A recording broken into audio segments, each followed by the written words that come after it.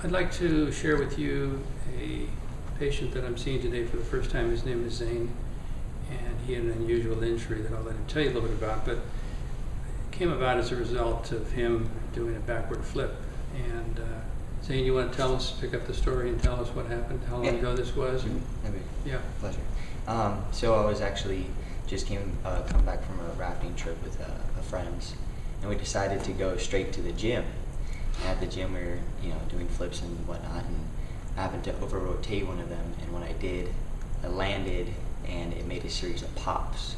When I heard these pops, I thought maybe I just compressed my ankle or something, because I've never broken a bone before. And so I actually thought it was nothing, and for the first 2 weeks I just stayed at home for the most part, rested, iced it, did just the necessary effects, and thought maybe it was just a bad sprain. But after the 2-week period and me not being able to walk on it very much, then that's when I decided that I would go to the hospital and got it checked out, and little behold, they said I broke it. So then at that point I went straight to the orthopedic right after. The orthopedic said that it's almost a good thing I didn't come for the first 2 weeks, so they actually would have done surgery on it, and since it's already in the healing process, they won't do surgery. So they casted it for about 3 weeks. I just went back today. They took off the boot, they said everything's healing fine, and then I thought I would come see John to see what he could do to help me recover completely. So Zane's got a distal third of the fibula fracture, and in looking at the x-rays, which we'll see if we can get you a picture of the way the x-rays look so that you can appreciate the improvement in healing. So he's definitely on the mend, and again, this is an example where we're trying to have him now be somewhat protected. He's got a boot walker. Do you want to show him your boot walker? Yeah. Just pick it up and show him that. Yeah, this is it right here. And you've been told to wear that at all times, other than in bed, showering, right? Yeah, the only times those kinds of things, I'm not supposed to is in bed, if I'm not doing anything whatsoever, or of course, I should take a shower. Now, trusting Zane to do that for a couple of weeks until he sees the doctor again is a stretch, but at least that's what he's been told. Mm-hmm. And part of it, what I want you to understand from my 4-decade experience is there's someone this young, someone this athletic, someone with this much thrill of things that he likes to do. Once he senses that his ankle feels good in the fracture site, it's going to be hard for him to restrain himself. Now, I'm not giving him permission to do anything more than what his orthopedist told him, but this is very difficult to have somebody follow a plan when this has gone the way it has, and when he is obviously as athletic as he is, which means he has a high enough pain threshold that what bothers other people a lot probably wouldn't bother him as much. So I'm warning him to be careful. We've got to call into his orthopedist to try to get some other clarification about what he can do when he's out of the boot walker, other than just in bed and shower and those kinds of activities, which are obviously minimal. So let's have you lie down on your back, and we'll have just this leg where I can have a look at it here and see what we've got. Can you scoot down just a bit toward me? That's good right there. Okay. So, what I want to do first of all, because typically this is what happens when someone has an injury like this, and it was 2 weeks you walked on it before you went in, is that about right? Mm-hmm. Yeah. So frequently what happens is when someone, we can put this one up for just a second too, when they walk on a leg that hurts, and in this case probably hurt quite a bit, the sacroiliac joint typically goes into restrictive mode. So I'm going to palpate your sacroiliac joint on this side. Just relax, let go. There you go, there you go. Can you feel that moving when I push there? Mm-hmm. Okay. How does this one feel over here when I push there? Hurts. Yeah, that doesn't feel quite the same, right? Yeah. It feels like I'm pushing many times harder. Mm-hmm. Yeah. But to show you the difference, go ahead, let go again. I'm going to push real hard here. Okay? Yeah. And the difference is it yields.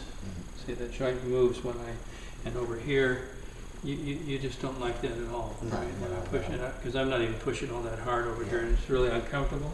correct? Mm-hmm. Yeah.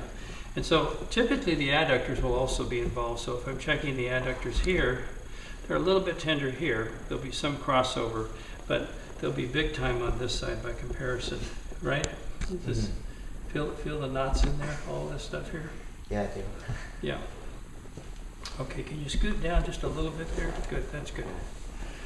So, you know, typically the sacroiliac joint doesn't get looked at because, you know, the injuries here and all the effects of treatment, all the focus on treatment is put here and not even up here. But if he goes to weight bear here and the sacroiliac joint has never been addressed, oftentimes he will have more discomfort than he would necessarily have to have, just because the sacroiliac joint has to be part of this entire weight bearing for the entire lower extremity and pelvis.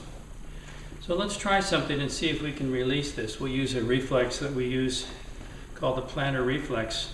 What I want you to do is curl your toes down like this for me. Can you do that? Okay. Can you keep them there?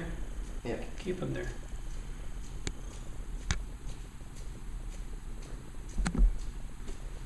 Now let go. Is that any different? Yeah, it's a lot better. Okay, let go, let go. How about this? What? No more. It's not locked up. No more. No. Okay. Let's do a little bit more of that again. Curl the toes down. Sometimes if people have trouble curling the toes down and they don't put much activity into it, I tell them it's an IQ test. And if they can't do this very well, that means it's a very low score. And I'll tell you what, they really go after it after that. So, okay, let go. Yeah, no pain. No pain. Same thing here. Let go. Let go. Yeah, that one. Push it real hard, right? Mm-hmm. Not much of anything, right? Oh. Good. Good. Okay. So that's a real important thing again to make sure we clear the influence of the sacroiliac, which had to be affected by the fact that he was limping around on this leg. Would have been obvious that you were limping before you went in to see the doctor, and you had Yes. you were favoring it every time you take a step, and Well, I couldn't get full range of motion. yeah, with this. but I mean you weren't able to walk smoothly, right? No. You were really struggling to put your weight on it, right? Mm-hmm. Okay, good. All right, let's have a look and see. Also, the other thing that sometimes is involved is the lymphatics get backed up because of the swelling. This was swollen for a while, wasn't it? Yeah. When you were limping around on it, yeah. So if we look at the lymphatics in the inguinal area here, if I push here and I push here, can you feel there's a little difference right in this area here? Yeah, that's Now tender. this is different than what we were just doing a minute ago. We're not in the same area. Mm-hmm. Okay, so if I do this here and I'm pushing pretty deep, right? And if I try to do that over here, it doesn't feel too good, does it? It's tender. No. Yeah. Okay. So the inguinal nodes are going to have some influence that this will be backing up. The fluid will not be moving out of the lower extremity like you normally expect it would, and that's because the calf muscle is normally a pump to actually facilitate the not only venous drainage but lymphatic drainage as well. And so the calf, because of its attachment to the fibula, won't have been participating normally in its pumping action, and so the lymphatics will have a tendency to get backed up. So we can clear that as well. So what we're going to do is come in here and we'll facilitate lymphatic drainage. And then while I'm doing this, I want you to breathe through your belly, not through your chest, just here, just nice slow breathing. And that the diaphragm acts as a centripetal action to be able to facilitate lymphatic drainage as well. My left hand is working on the thoracic duct where all the lymphatics eventually drain.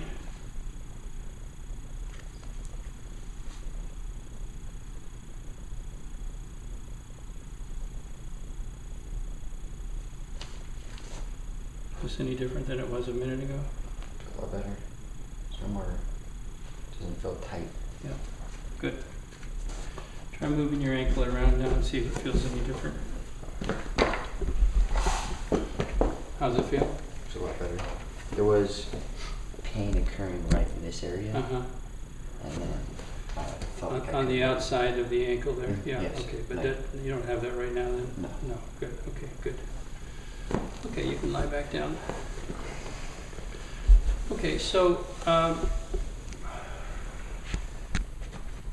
the mistake I made in going through this, and I was so focused on instructing you that I didn't show you a before and after. He's aware of the difference in how it feels from the last time that he moved it. And so there is a change, and he'll notice it even when he gets up and weight bears, he'll notice a difference in how it feels. But now I want to specifically try to see if we can do some work to release some of the tension on the muscles that are influenced by the fact that the muscles were for a couple of weeks the only thing that was trying to immobilize the fracture site, because he wasn't being immobilized by a cast or by a boat walker. So these muscles will have gone into a splinting protective mode. So what we're going to do is have a look and see what he's got as far as tenderness here. Typically the lateral head of the soleus muscle, which will be attaching to the fibula, will be involved. Here's the soleus muscle here. Is that a little bit tender right there? Mm-hmm. Right in there? Yeah. Okay, all right. Okay, and again, I'm nowhere near the fracture site. I'm way above it here. I'm in the upper third of the fibula. And so what we're going to do is I'm going to have you, you can put your head down, no fair peeking. I want you just to hold your foot up like that. You got it?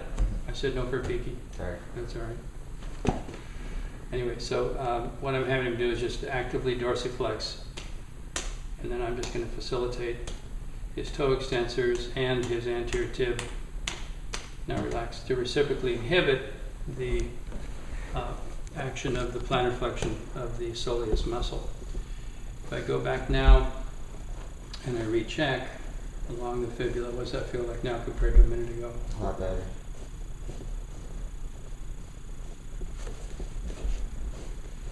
Okay, once again, let's go toes up, ankle up.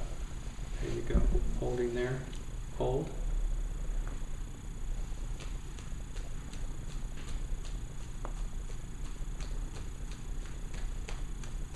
Now relax.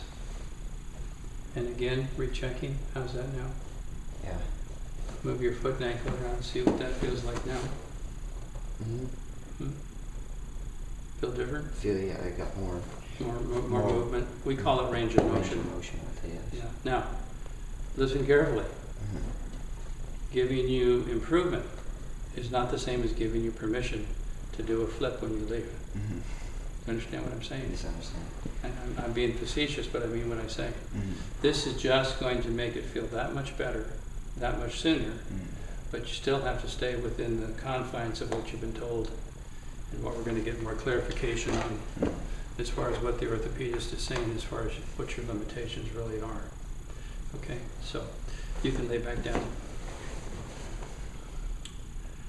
Now sometimes with a distal fibular fracture, there'll be a lot more swelling than what he has here.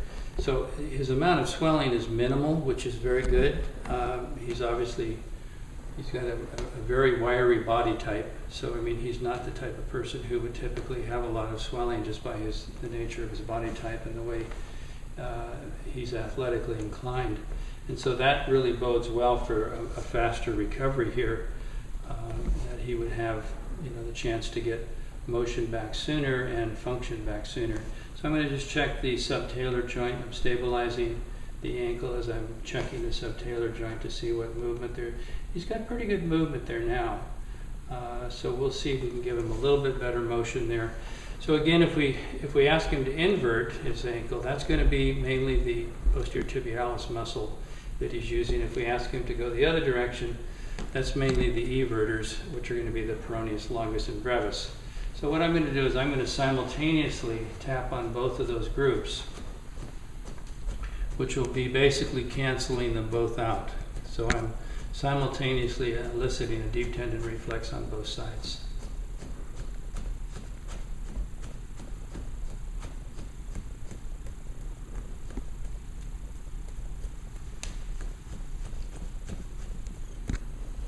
Okay, let's turn again. Let's go and see what we got. Does that feel any different? Mm-hmm. I can see the difference. Can you feel the difference in how far you go? Yeah. Yeah, there. It should be very obvious now to see how much more range of motion he has. Now again, nothing I'm doing is having any significant effect on the fracture site, and again, we'll try to get the x-ray so that you can see it. It shows that he's already got some good union starting to develop, so it would take some degree of force to be able to alter that at this point. The callus is actually starting to form very nicely. Again, turning in, there you go, and turning out, and that's good too. Yeah, and again, he's got good muscle control, which is a good sign. To have that already there is very good. That's good. That's good. Now, some things that I like to teach people to do, particularly when they're immobilized, is he's going to be for a period of another couple of weeks. Is that what we're saying? Maybe 2 more? Oh, 4 more weeks. Okay, Mm-hmm. 4 more weeks in the boot walker, which I think is probably more than anything just a safety factor to keep him from doing more than he would be advised to do. So think of it as a governor on a piece of equipment. It's the same idea, same analogy. I want you to be able to draw an alphabet. You can do this in or out of your boot. But what you're going to do is draw an alphabet with your foot. So, you know, letter A, B, can you, right? Mm-hmm. You want to start? I'm not sure I'll be able to know where you are in terms of which letter you're on, but as long as you know, that's the only thing that's important. Mm-hmm. Any pain with that? Mm-hmm. No? Okay. So what's good about that is you're using lots of different muscles, you know, for all those letters, right, to form the letters. You can do it inside or outside the boot. The more that you do of that, that really activates all these muscles as they're all trying to work on drawing. And the other thing to do is go ahead and lay back down, close your eyes, and because you like to be as active as you are, what I want you to do is visualize something that you would enjoy doing, which obviously what got you in trouble in the first place was this backward flip that you did, that you didn't land right. So why don't you go ahead and do you like doing backward flips? Mm-hmm. Or was that the last one you're ever going to do? No, I like to do that. You like to do it? Okay. So why don't you now in your mind practice doing a backward flip right now? Just in your mind. See yourself doing it. Experience it as if it was happening. Did you do that? Mm-hmm. Okay. What else do you like to do that's activity-wise? You like to run, jump, what else? Jump off cliffs. Jump off cliffs. Okay, well, let's go ahead and jump off a cliff then here. You ready? Try to experience this as if it was really happening. This activates the cortical area of the brain. That's where the motor cortex is, and so this actually is having some programming on the muscles, even though there's nothing that we can visually see happening. So he can choose all kinds of activities that he likes to do, that he remembers doing, and try to visualize those as replicated as much as he can during these couple of weeks when he's going to be laying lower than he would otherwise be. Okay, so we'll practice that as well. But I think he's off to a very good start. There's a nice amount of motion in the subtalar joint. Ankle dorsiflexion and plantar flexion is quite good at this stage. And the very fact that he doesn't have the amount of bulbous swelling that typically occurs here from the distal swelling from the fracture site, particularly in that he had a late start in terms of immobilization of it, bodes very well, I think, at this point. Okay, do you want to sit up and can you just move it around and just let everybody know if it feels any different from what we've done than it did before? Mm-hmm. No, there's definitely more range of motion Mm-hmm. in forms of moving it left and right. Okay. Not as much pain on the outer portion of the ankle Okay. as there was. Okay. I mean, I'd have to step on it to show for. You can step on it. Mm-hmm. Yeah, I feel like I can put a lot more Yeah, like you'd like to do a flip, you mean? Is that what you- Weight on it. Yeah, maybe not. Yeah, maybe not as right. The leg still feels a little weak, so. Yeah, but it felt more But- comfortable to put the weight on. Yeah, I didn't than actually- it did from the last time you tried it, right? Yeah, I didn't Okay, feel the good. pain Do you have associated. any final with it. thoughts you want to share? No, it'd be. Okay, raise your right hand. I promise I'm going to be faithful with what I've been told to do for the next 4 weeks. I promise I'll be faithful in doing what I was told to do for the next 4 weeks. Yeah. We have this now on tape, right? So you'll have to. I'm inclined to it now. You'll have to be accountable for that. an Okay. oath. All right. Good luck to you. Thank you. Yeah. All right.